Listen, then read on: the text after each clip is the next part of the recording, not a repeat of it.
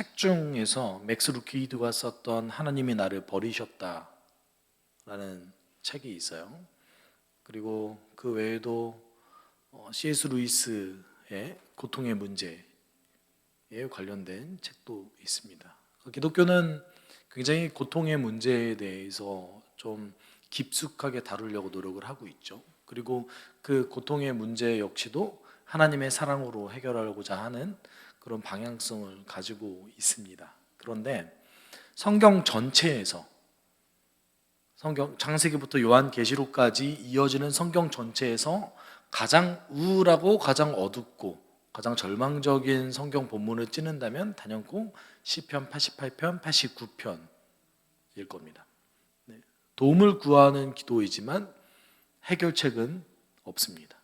그리고 그 모든 문제, 인생의 절망의 문제를 하나님께로 두고 있습니다. 그럼 실제로 그럴 수 있을까요? 하나님이 여러분의 고통과 절망의 근원이시라고 생각하십니까? 오늘 시인은 그렇게 얘기하고 있습니다. 하나님이 시인을 버리셨을 뿐만 아니라 단호하게 도움을 거절한 존재로서 그리고 있습니다. 오늘 본문은 소망을 얘기하기보다 소망이 없는 시인의 절망을 이야기하고 있습니다. 그래서 계속해서 거절당하고 버림받고 하나님께로부터 어떤 고통을 당하는, 진노를 받는, 심판을 받는 그런 얘기를 하고 있습니다. 그렇지만 동시에 그럼에도 불구하고 하나님께 도움을 구하고 있고, 그럼에도 불구하고 하나님을 주님이라고 부르고 있는 시인의 이중성이 등장하고 있습니다. 여러분 어떻습니까? 오늘 시인은 1, 2절에 이렇게 얘기하고 있죠. 주님, 나를 구원하신 하나님, 낮이나 밤이나 내가 주님 앞에 부르짖습니다. 내 기도가 주님께 이르게 하시고 내 울부짖음에 귀를 기울여 주십시오. 1, 2절까지만 놓고 보면 그냥 여타 다른 도움을 구하는 시편과 그렇게 크게 다른 것 같이 보이지 않습니다. 하나님, 제 말을 귀를 기울여 주세요. 저의 울부짖음에 반응해 주세요. 이렇게 얘기하고 있습니다. 우리도 그렇게 기도하고 있지 않습니까?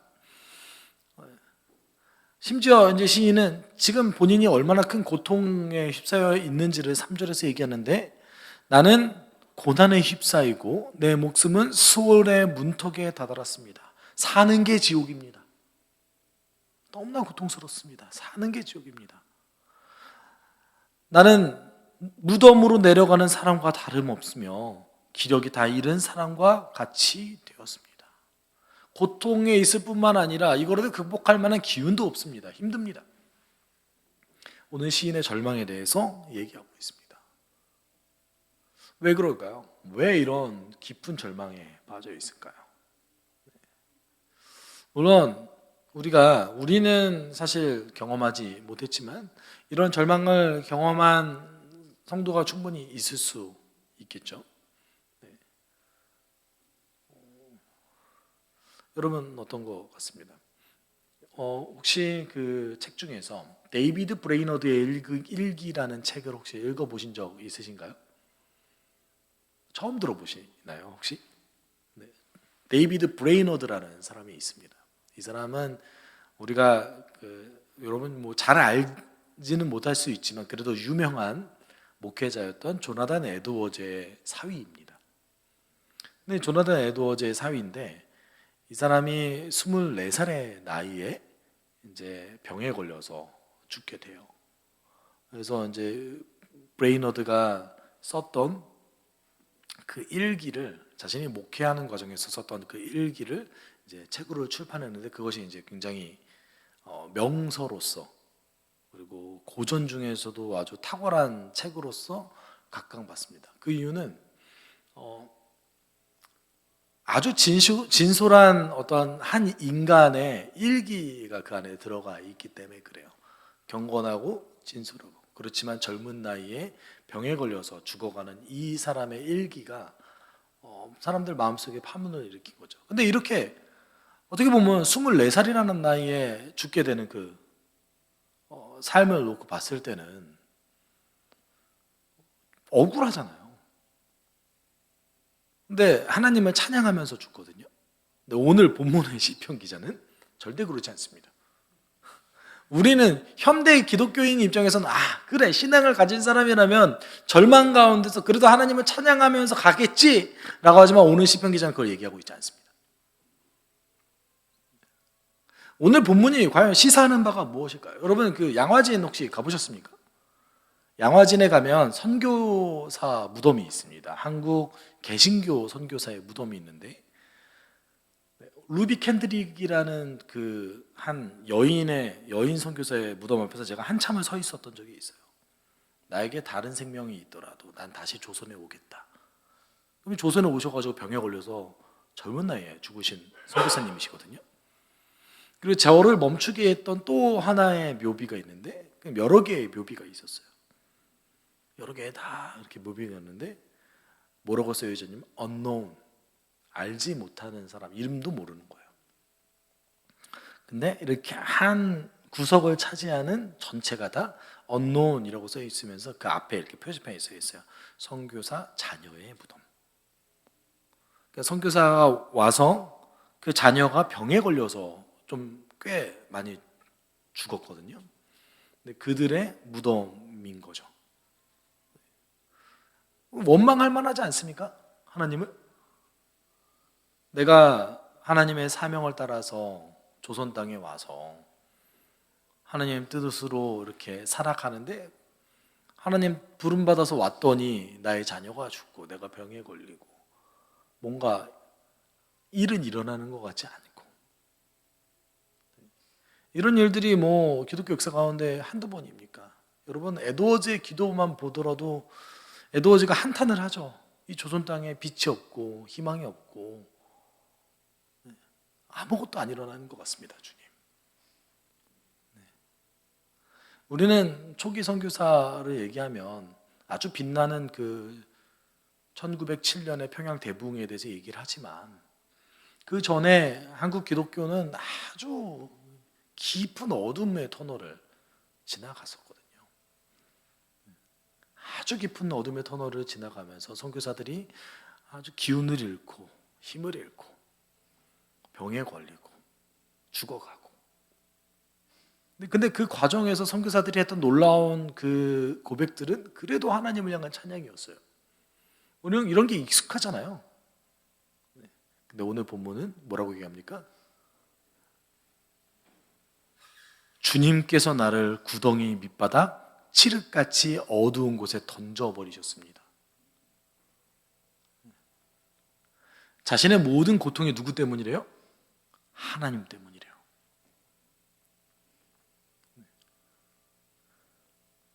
그냥 고통스럽게 하셨을 뿐만 아니라 내 주변에 있는 사람들도 나 때문에 고통을 겪었다라고 얘기합니다. 주님께서 나의 갑자기 안 되네요. 주님께서는 나의 가까운 친구들마저 내게서 멀리 떠나가게 하시고 나를 그들이 보기에 역겨운 것이 되게 하시니 나는 갇혀서 빠져나갈 수 없는 몸이 되었습니다. 이거는 본인만 하나님으로부터 어떤 심판을 받거나 이런 것이 아니라 내 주변 모든 환경이 변화되었다라는 것을 얘기하고 있습니다. 주님께서 가까운 친구들마저 멀리 떠나가게 하시고 그리고 그들에게서 역겨운 존재가 되게 하셨다. 뭔가 오해가 있었을 수도 있죠. 시인은 자신의 모든 고통이 누구 때문이래요? 하나님 때문이래요. 자신의 모든 이 어둠이 하나님 때문이래요. 내가 지금 사는 게 지옥과 같은데 그래 이 모든 결과는 하나님께서 만드신 겁니다. 그래서 질문해요, 하나님께. 주님은 죽은 사람에게 기적을 베푸시렵니까? 혼백이 일어나서 주님을 찬양하겠습니다. 내가 지금 죽은 다음에 보실 거예요? 이런 거죠. 11절은 더 심합니다.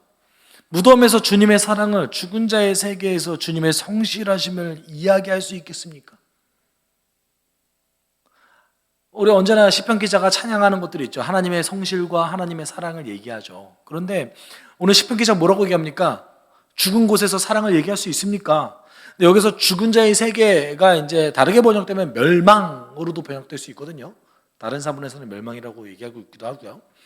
그럼 멸망해서 성실하심을 얘기할 수 있겠습니까? 다른 얘기로 하면 다 없어진 다음에 도대체 당신은 무슨 일을 할 겁니까? 하나님께 따지고 있는 거죠. 다른 얘기로 하면 하나님의 그 성품은 도대체 어디 간 겁니까? 하나님의 성실과 사랑은 도대체 어디 간 겁니까? 나는 왜 그것을 누리지 못하고 있습니까? 이렇게 기도하고 있습니다.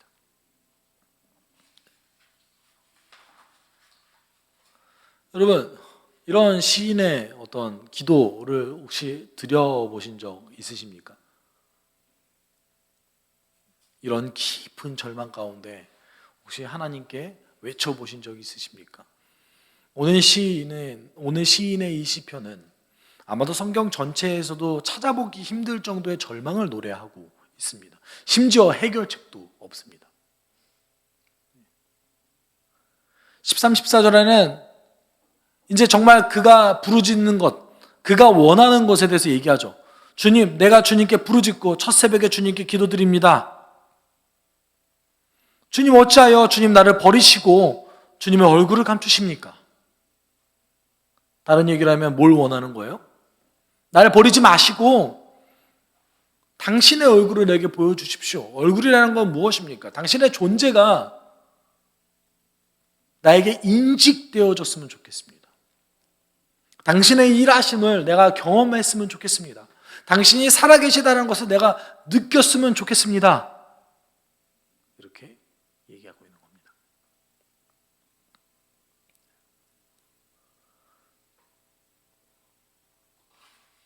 이런 기도를 드리고 있습니다.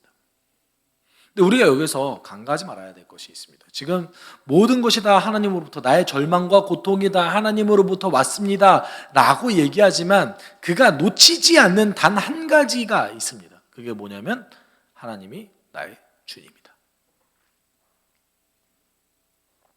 주님. 그 주님의 이름을 반복해서 계속해서 부르고 있는 것이죠. 원래 이렇게 한 문장 안에 주님이라는 단어가 반복해서 계속해서 등장하지 않습니다. 계속해서 주님을 강조하고 있어요. 또 어떻게 이렇게 나에게 고통을 주고 힘들게 하는 분이 주님이 될 수 있을까요?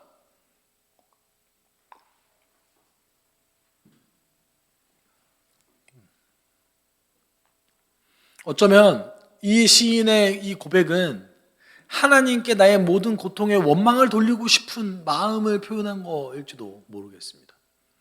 당신이 정말 나의 주님이라면 이 깊은 절망과 고통에서 나를 제발 좀 건져 주십시오 라고 표현하는 건지도 모르겠습니다.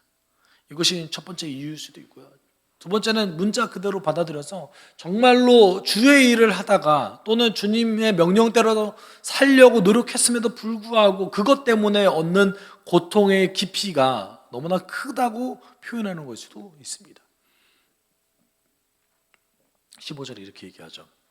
나는 어려서부터 고통을 겪었고 지금까지 죽음의 문턱에서 살아온 몸이기에 주님께로부터 오는 그 형벌이 무서워서 내 기력이 다 쇠잔해지고 말았습니다.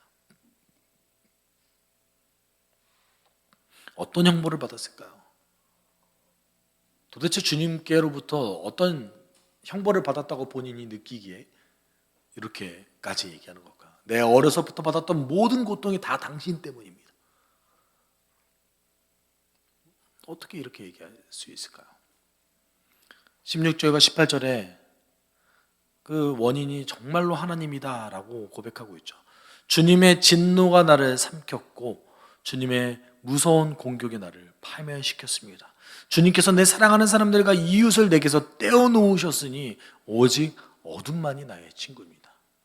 끝까지 이 시인은 하나님을 향한 소망, 하나님을 향한 어떤 믿음을 고백하지 않습니다. 오직 책임은 당신께 있습니다 라고 얘기하고 있습니다. 욥이 마치 자신의 생일을 저주하면서 차라리 태어나지 말걸 이라고 얘기하는 것과 좀 비슷해 보이기도 합니다. 여러분, 현대 그리스도인에게 오늘 시편은 불편합니다. 기도는 이렇게 해야 한다라고 얘기하고 있는 우리의 사고를, 우리의 생각을 의심하게 만듭니다. 이렇게 기도해도 되나? 하나님과의 건강한 관계에 대한 우리의 생각과 정반대되는 기도를 드리고 있습니다. 그러나 이 시편은 그럼에도 불구하고 우리 각자가 허울 좋은 가면 속에서 이야기하고 있는, 가면을 벗어버렸을 때 맞닿을 수 있는 어떤 한 진리의 단면을 얘기하고 있는 것이죠. 그것은 무엇입니까? 자신의 아주 깊은 고통이 하나님 때문이라고 얘기하지만 그럼에도 불구하고 그의 인생의 주인이 누구라고 고백하고 있는 거예요? 하나님입니다 라고 고백하고 있는 이 단면을 보여주고 있는 것이죠. 여러분, 우리가 욥기의 이야기가 이를 가장 잘 보여주고 있는 것 같습니다. 그가 인생의 가장 큰 좌절 가운데 경험했을 때 심지어 하나님에 대해서 오해했고 하나님에 대해서 잘못 판단했음에도 불구하고 그의 주님은 언제나 하나님이었습니다. 하나님이 나중에 욥에게 등장하시고 난 다음에 뭐라고 얘기하십니까? 너가 도대체 뭐길래 나를 판단하냐? 우리가 생각하는 욥기에서 등장하는 욥의 고백들을 보면 놀랍지 않습니까? 하나님에 대해서 어떻게 이렇게 고백할 수 있지? 이 상황에서 어떻게 하나님에 대해서 이렇게 신실할 수 있지? 라고 얘기하는데 하나님 뭐라고 계셔? 네가 뭔데 나를 평가해? 너 나 잘 몰라.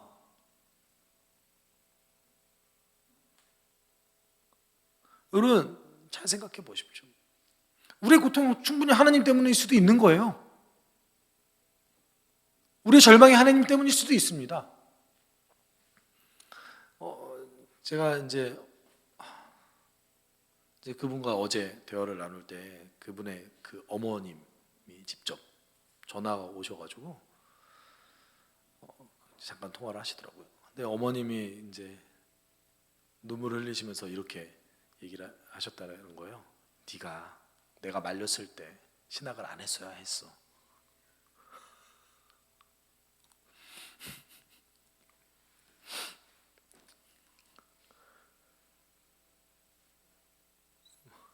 (20년도) 더 된 얘기를 하시면서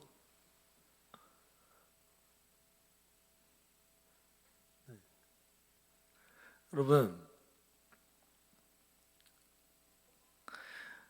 우리의 그리스도인의 삶이 언제나 해피엔딩으로 끝나지 않는다는 것을 우리는 알고 있습니다.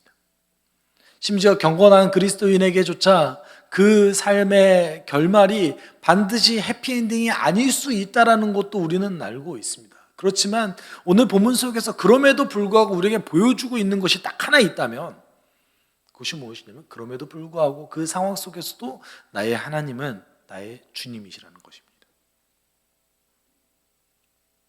어떻게 이것이 가능한가? 어떻게 우리는 이렇게 말도 안 되는 모순적인 고백을 할 수 있는가? 잘 모르겠습니다. 그렇지만 성경은 매우 복잡하고 입체적으로 성도의 고통에 대해서 이야기하고 있습니다. 때로는 성도의 그 고통이 하나님으로부터 비롯되기도 합니다.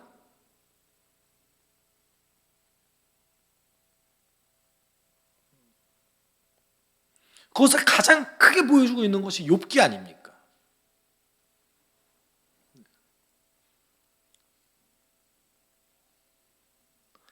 우리가 그 고난주간에 심판대에선 그리스도를 다루면서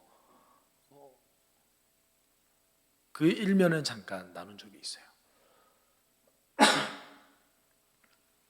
경건한 그리스도인, 세상에서 가장 경건한 이조차도 하나님의 뜻 안에서 충분히 고통받을 수 있다는 것을 그리스도가 보여주고 있습니다. 여러분, 예수 그리스도께서 십자가에 달리셨을 때의 고백이 오늘 시인의 고백과 비슷하지 않습니까? 하나님 왜 나를 버리셨습니까?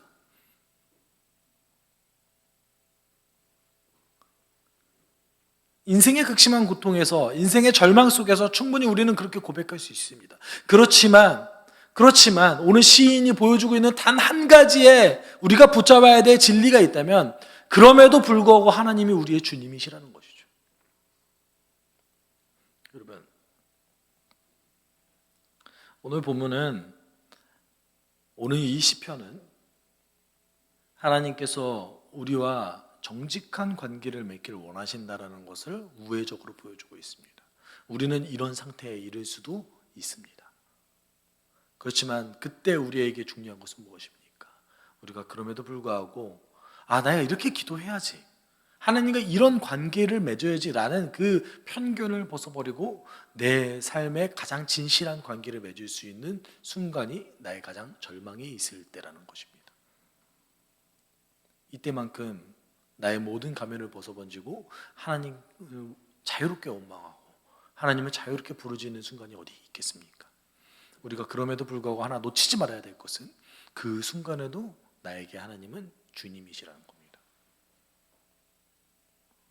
그럼 우리 함께 기도했으면 좋겠습니다. 오늘 시인은 하나님 앞에서 자신의 모든 감정과 자신의 모든 것들을 다 드러내며 하나님께 구합니다. 내게 얼굴 보여주십시오. 날 버리지 말아주십시오. 내가 죽어서야 당신 일하시겠습니까? 내 삶에 당신이 살아계시다라는 것을 증명해 주십시오. 당신 때문에 이렇게 고통받고 있지 않습니까? 그렇지만 그 시인이 놓치지 않는 단 한 가지가 있다면 진실함과 하나님이 주님이라는 사실입니다. 자신의 감정을 속이지 않고 하나님 앞에 나아가며 하나님이 내 주인이라는 것을 명확하게 인식하고 있는 사람이었습니다. 우리가 함께 기도할 때 하나님, 내가 가장 고통스러울 때도 당신은 나의 주님이십니다. 내 인생의 결과가 반드시 해피엔딩이 아니라 할지라도 우리가 당신이 나의 주님이시라는 것을 인식하고 정직하고 진실하게 당신 앞에 설 수 있게 주님 도와주십시오. 우리가 그 주님을 보기를 원합니다. 우리가 함께 이렇게 기도하기를 원합니다. 함께 기도합시다. 사랑 많으신 주님, 우리 가운데 때로는 어려움과 때로는 고통과 때로는 절망이 있을 수 있을 거라고 믿습니다. 하나님, 그럼에도 불구하고 그 상황 속에서도